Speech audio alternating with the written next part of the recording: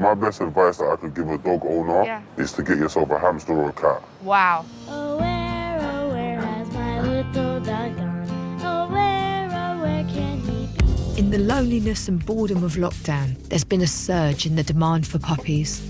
Eurogroup for Animals estimates that 8 million new dogs are now required annually to supply the European market, but only about 1.1 million are produced by official breeding facilities.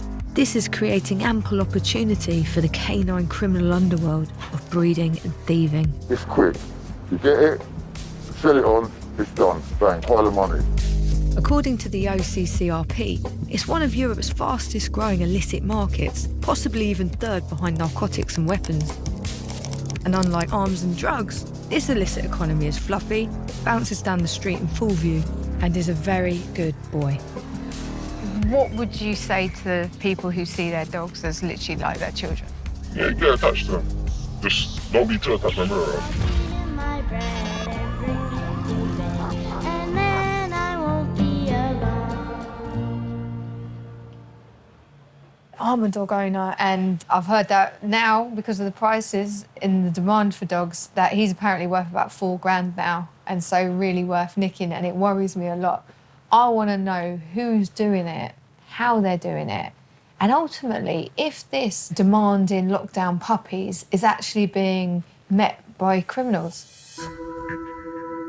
Since lockdown, puppy prices have increased by a mind-blowing 450%. For example, a golden retriever has gone up from around €500 in 2019 to almost €3,000. Puppy farms are the new gold mines. I've managed to secure a rare interview with an organised crime group who import puppies to the UK from Eastern Europe.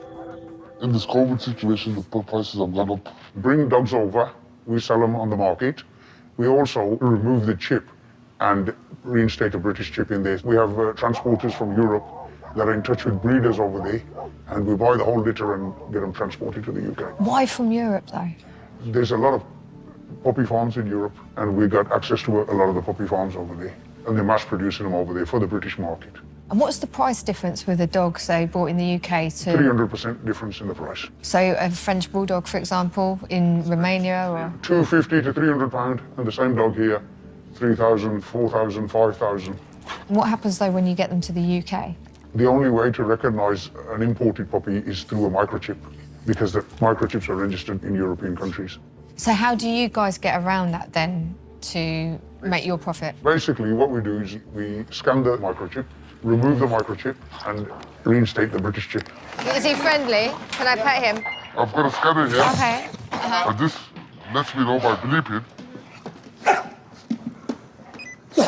Wow, so the microchip's around here? Yeah. Is that right? But then, I mean, with a regular like this one, how would you cut the microchip out? I mean, if it's a puppy, it's easier, but if it's an older dog, it has to be put to sleep. It broke my heart to see how starved for attention the dog was, and the conditions it was kept in. They wouldn't tell me how many dogs they had there, but I could hear several whining around the back. Once you've located the chip, what happens next?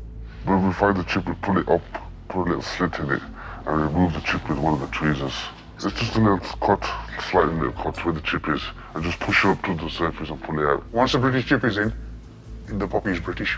It must cause distress, right? Yes, yes. Would they call it animal abuse? Call it what you want. It's bread on the table. How can you guys guarantee the health and well-being of the dogs? After paying £5,000, they definitely get looked after. Does that matter to you? Do you care about these dogs? We are in a different department. We're not interested in the welfare and the after the dogs have gone from us. Do you think people buying puppies at the moment know where their dogs are coming from? The buyer has no clue. No. So if I just looked up a Frenchie online and bought it, it most likely has come from... Romania, 60–70% of the time it's an import. Do you think actually the people demanding all these dogs are kind of driving the business that you do? Absolutely, yeah. If the demand for puppies in the UK wasn't what it is, would you guys still do this? Well, we'd find some other trade, wouldn't we? Yeah. And as long as that demand exists? You'll always be meeting people like us. The criminal underworld is not just cashing in on illegal puppy farming.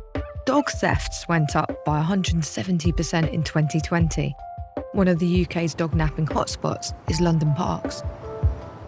I'm meeting with Kaylee and her dad, whose Staffordshire Bull Terrier Eco was stolen. But somehow they managed to steal her back. So what happened with Eco? So I was walking through the park at 2 a.m. just to go for a last wee. We were here for about 5 minutes. We heard ushering, like, in the That's what I corner. was trying to call over your this dog. corner. Yeah, it sounded like that, but as we both looked up, there was no one to be seen, and then we were like, shit, where's the dog? It was like a split second, so She was just gone. absolutely vanished. She was just like, Eco's been fucking stolen. We went to do an online Facebook group. Eco stolen, Whitechapel, and then her photo.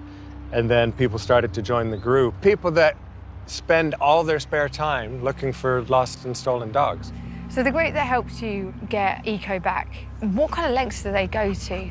One of these women advised Kaylee, like, you need to do a post that makes yourself cry. Kaylee did, and I read it, and I cried, and that really pushed the profile up. And how did you get her back? So I quite like to use the phrase that I kidnapped my dog back. A phone call came from this dog walker who said she saw a dog without a collar that matched Eco's description being let out of an apartment to pee and brought back inside, you know, so obviously being kind of hidden. We were, you know, did this stakeout. We were sitting in the car, and then all of a sudden the balcony door opened. It's glass, so it caught like the reflection of the And that was the lamp. first movement. Yeah. All And we were night. like, okay, something's happening. So we slowly got out of the car.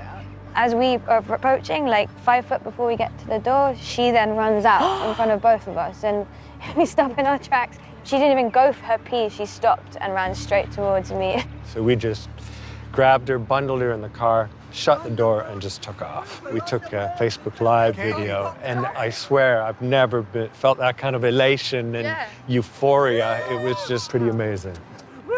We snatched her off the thieves, the fucking scumbag thieves. Eco, you know your name, don't you? Yes, you do. Eco. Look at the bond between Kaylee and her dog. Sloppy as it is, any thieves who think dogs are replaceable need to think again. And had you guys gone to the police about what had happened? And what was that like? I compare it to an iPhone. If you were to report your iPhone lost with the police, no one does that because it's fucking useless. That's how I felt. Even adult dogs like Eco are now targeted by gangs, as they can be used for breeding or even in dog fights. Many gangs in London, where Eco was nicked, have pivoted from drug dealing to dog theft. The gang I'd arranged to meet bought a stolen XL bully and a puppy they'd bred from it, which they were selling later that day. How did you get into this? I've been in jail for a couple of years. When I came home straight into a pandemic. So I found out about the demand for dogs during the lockdown and whatnot. And I knew a couple of people that were doing it. So I decided, you know what, I might as well set up my own little team. I'm still involved in other things right now. I do what we call OT, going out of town. Like, you know, what they call county lines and whatnot. Is it an easier business than the drugs? It's an easier business than drugs right now, at least in this situation we're in right now. I would say the OT risk is a lot more risk with that. Is there a sort of puppy trap phone? Certainly, Yeah. certainly. We take dogs wherever we find them, whether it's actually going into a house or whatever to get them, whether it's a dog in the park that we can lure away quickly, whatever way we can get them, we get them. My guy over there, Jack, that's the guy that will get you any dog you need. He basically knows how to control the dogs. If I went in there and he acted up, I might not know what to do properly, but he knows what to do. So if you saw me in the park with my So if I saw Frenchie- you in the park with your Frenchie, so if there was a way to lure that Frenchie away from you without you realising, we'll do that.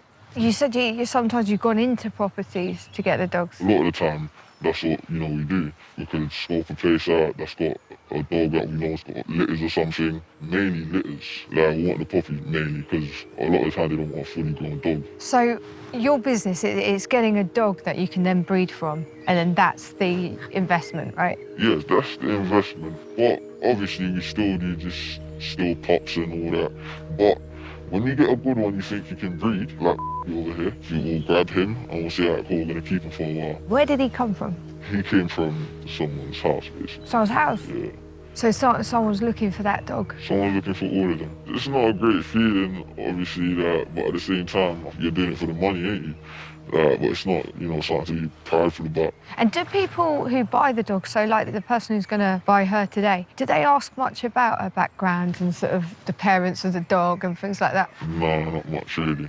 Not really, to be honest. People just want the dogs. And would you tell them if They won't tell them anything. What they ain't tell what dog breed is.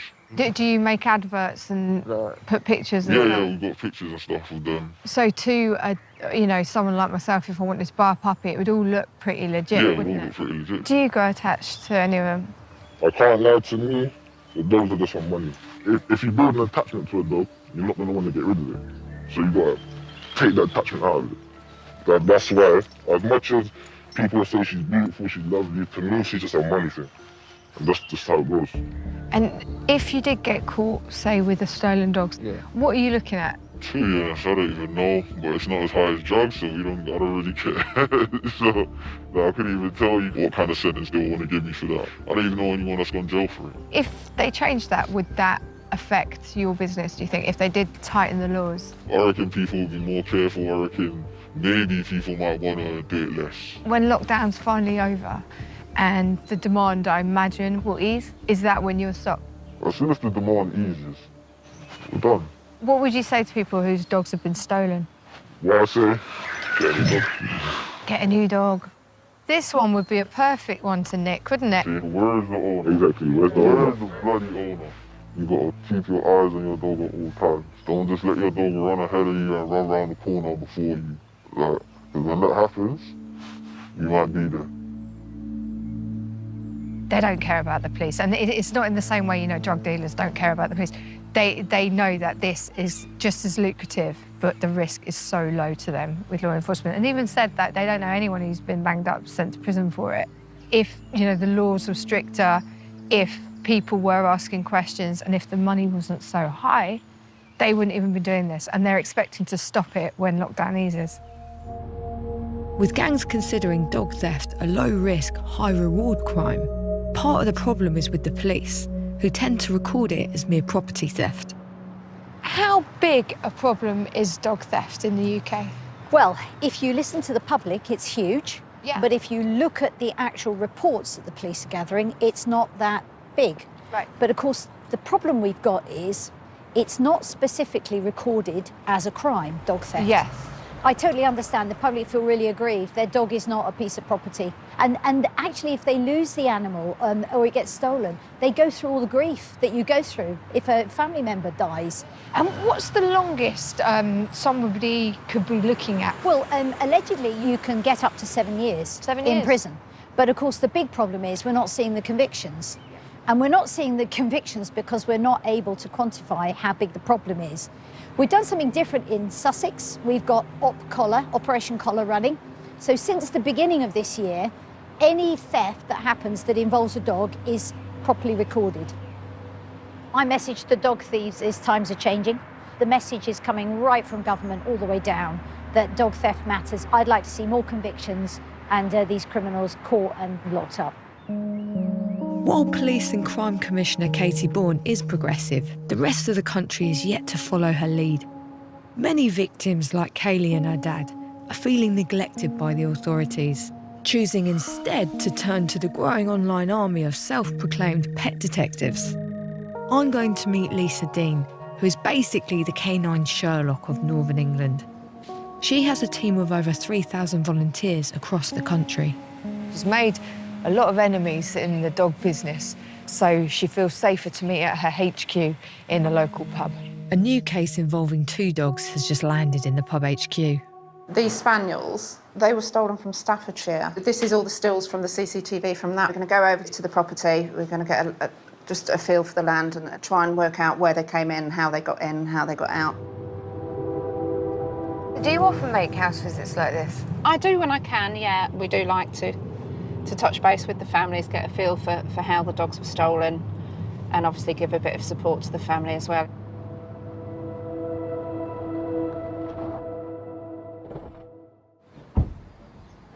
Knock, knock.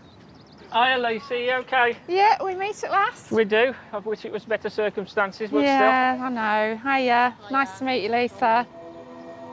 still. So on the night time, there was a lady spotted. She just seemed to appear over there. It was all dark, and she's walked down this side of the road, and our dogs constantly bark if there's anybody about, but there's no dogs barking, so we're convinced that lady, she's involved somehow, but I must have been feeding those dogs to keep them quiet. Shall we have a look then? Yeah, let's go and have a look round the back. So that was the hedge to the other side, so they've climbed over the one, over the second one to get into here, and then they've come through that gate, propped that one open, they've come through this gate, propped this one open. They've got to here, they know that camera's there, they've literally unplugged it. This is the final one. Open that gate, the dogs were in here, that's the kennel that some of them were in, and it's at this point I believe they grabbed the two friendliest ones and then made that journey all the way back. And the car was waiting for him, that end. And you guys were just in there? We were just in the house, yeah. That's when they start barking, and it's at that point when Lisa comes out. She's called the dogs back to her, and she's found she's only got 3 of the 5. She's screaming, my dogs have been taken, my dogs have been taken. How are you doing? Not very good. Yeah. Our life's changed since that night. I mean, Lisa's sleeping downstairs Really? on the settee, so she can listen out for the actual dogs. I can get to them now, so I couldn't get to them that night. I'm sorry. She's not happy coming out in the dark. Were you aware of dog thefts? Had you heard that there's been a surge in Yeah, there's a surge in dog thefts, but you don't actually think that they're going to be taking them from your garden. Yeah. Your dog's part of your family, and you're relaxed most with your dog. And at the minute, nobody can relax with a dog when they're out walking. It's completely changed dog ownership, Oh, hasn't it? totally. What needs to change? Awareness needs to be raised further. People need to know that they're buying puppies and dogs from unscrupulous sites, unscrupulous breeders. Pet theft needs to be a crime in its own right. The penalties need to be increased so that there's a custodial sentence attached, so that there's a consequence. Prices of dogs need to be capped so that it's not such a lucrative business for the thieves. Somebody shouldn't be paying £4,000 for a dog. If it was, if it was saying the maximum's £200-300, they wouldn't be stealing them to sell them, would they? What would you say to the people who've currently got your dogs? Just please bring them back home. We don't care how much money you've had to pay to have them, we'll just give you the money. Just bring them back home. Bring them home. This family's story is just one of hundreds of dog thefts that are happening up and down the country. I want to see how stolen dogs are kept before they're sold on. I've managed to gain access to a property where a gang is temporarily keeping the animals. Apparently they keep changing the locations. Can you talk me through each of them? What about the larger dogs? Where did they come from?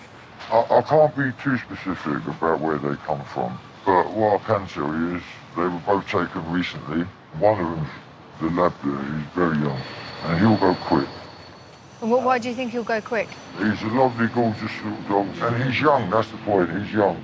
I was unnerved to see the dogs were wearing electric shock collars. I've noticed the bigger dogs here, they have these electric collars on. I imagine, from what I know about these kind of collars, that these dogs are a lot more manageable under control like that. What he's saying is that whatever it is abusive. It's a device by which they keep the dog calm. I think it's a sensible thing to do. I'll speak about this little fella here. Yeah? So tell me about I've had him about 3 years. He belonged to someone else originally? He did, okay. But you've had him 3 years. Why is that? I just couldn't bear to part with him, really. Does he mean a lot to you now? He's everything. He's Yeah. number one for me, yeah. So you He's number understand one, that he's love my of number the dog. one responsibility. Of course, yeah. Yeah, that's how I'm about my dog. But my dog, I didn't take him off someone else, Yeah. Don't you think that the people who own these are going to feel exactly the same way about their dogs as you do about this one? Well, okay, I'm gonna conclude here by saying that we're getting into morality now, and if I felt any way about the rights and the wrongs of it, I wouldn't be doing it. Simple as that. Yeah. So you don't feel any I don't kind of way about justify it? it. I don't. It's what I do. It's what I do. Times are hard. Times are hard. I've got a conscience, but this is what I do for money, and I don't really think I'm actually harming anybody. I imagine the owners, the former owners, are absolutely broken-hearted. Right, you know what? You've had enough. I'm gonna say yeah, thanks guys, because there's nowhere really to go from here. I've been as frank and as honest as I can be, and it's actually been quite painful. It's actually been very painful. Why painful? Because, you know, this is not an easy thing to do. It's not an easy thing to talk about. You know, it's a business, but it's not a business I'm proud of. It's how I make money. Anyway, so look, I'm going to say thank you and bail out now, yeah? We should leave. It was interesting to see how he just could not handle those tougher questions. And I think this is a guy who does this all day, like he says, bread and butter, but he can't answer those questions even to himself. I'm sure he just puts it in the back of his mind and cracks on. And as soon as I asked the obvious, he shut down. And, you know, he clearly wanted us to leave. The importers, the thieves, the victims, the pet detectives, and even the police have all agreed that stealing dogs right now is literally a walk in the park. With prices up to staggering levels, the police not prioritising it, and potential buyers not asking enough questions, it has created the perfect storm. I hope this crime will be taken more seriously, and that as the pandemic eases and demand goes back to normal, that we will see an end to the explosion of dog thefts and illicit puppy farms.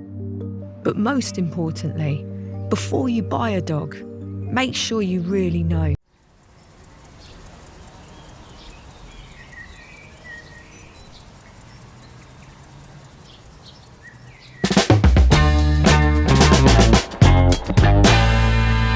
A shame, think something new under the sun.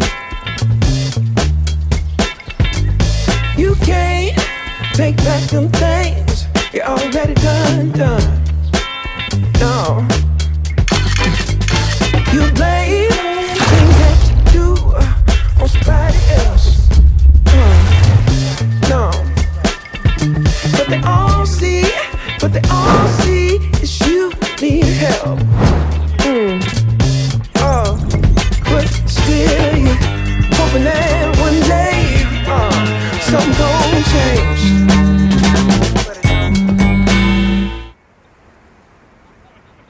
Molly! You try so hard, hoping that one day something gon' change.